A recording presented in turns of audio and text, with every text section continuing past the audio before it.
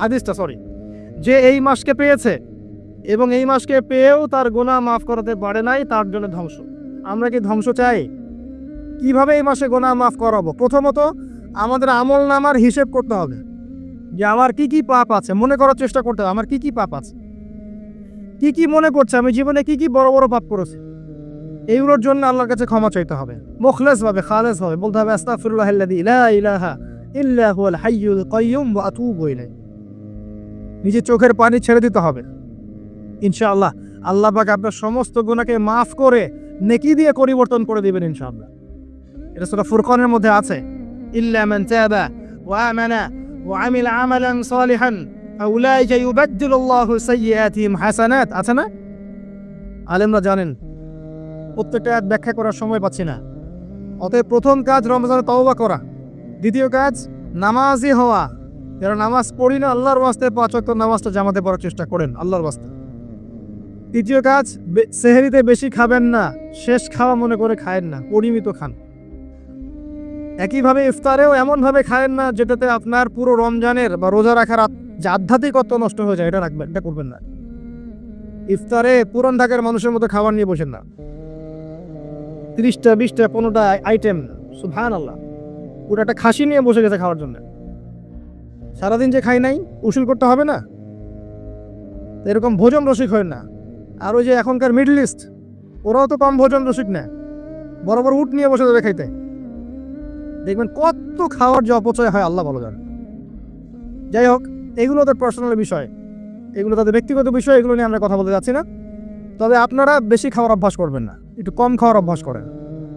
এতে আপনি সুস্থ থাকবেন ইনশাআল্লাহ, এতে কোনো ক্ষতি নাই। যারা পরিশ্রম বেশি করেন তারা বেশি খাবেন, যারা পরিশ্রম বেশি করেন না খুব বেশি খেতে চান না। আসেন, রমজান মাসে আপনাদের জাকাতগুলো হিসেব করবেন, কার কতটুকু জাকাত এসেছে। এই জাকাতগুলোকে রমজান মাসে দিয়ে দেওয়ার চেষ্টা করেন।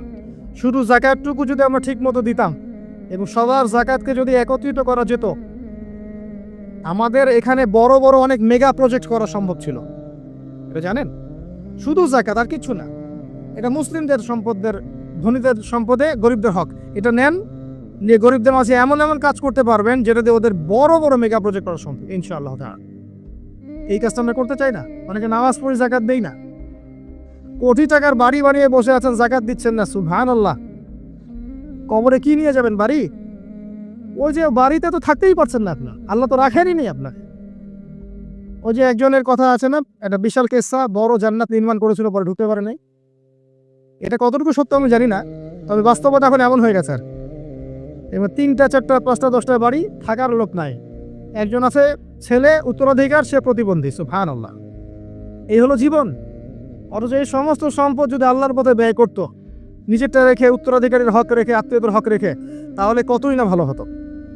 মৃত্যুর সময় মানুষ একটা কথা বলবে যে আমাকে একটুকু সময় দেয়া হোক যাতে আমি সদাকা করে ভালো হতে পারি।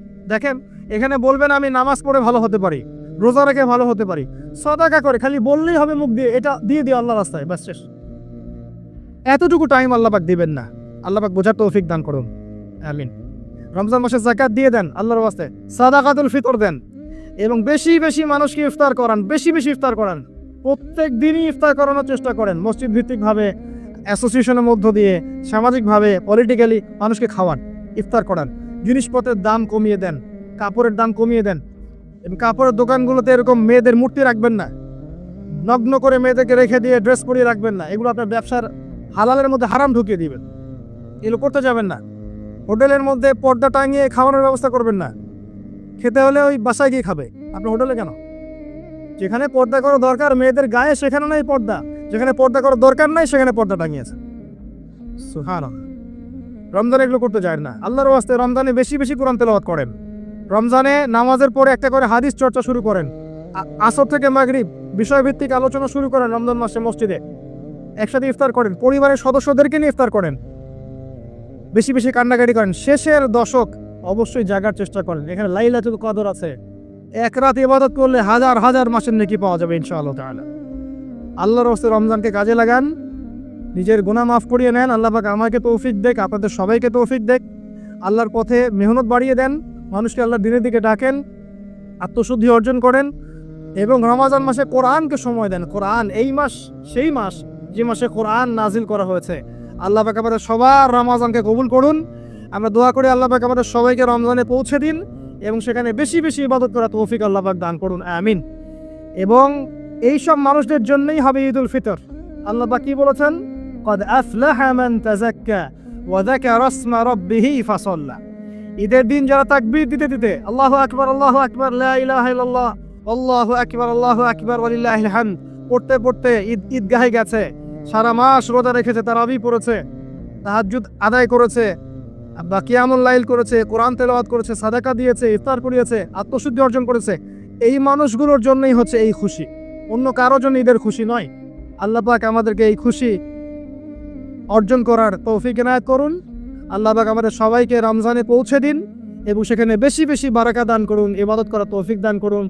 আমাদেরকে আল্লাহ পাক ইলম অর্জন করার তৌফিক দান করুন। তাজকিয়া সম্পর্কে আমি কয়েকটা কথা বলবো, একটু মনোযোগ দিয়ে শোনেন। 1 নাম্বার, ভাই, আত্মশুদ্ধি ছাড়া কোনো কিছুর কোনো মূল্য নাই। আমার নিজের নফস যদি পরিষ্কার না থাকে, এই নফসটাই যাবে ইল্লিনে বা সিজ্জিনে।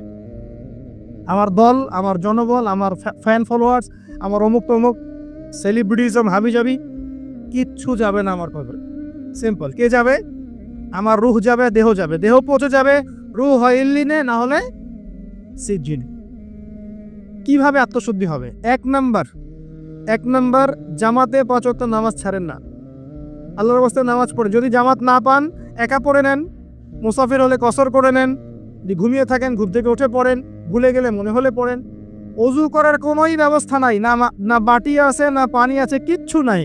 এমন একটা জায়গায় আপনি আছেন, বিনা অজুতেই নামাজ পড়তে হবে।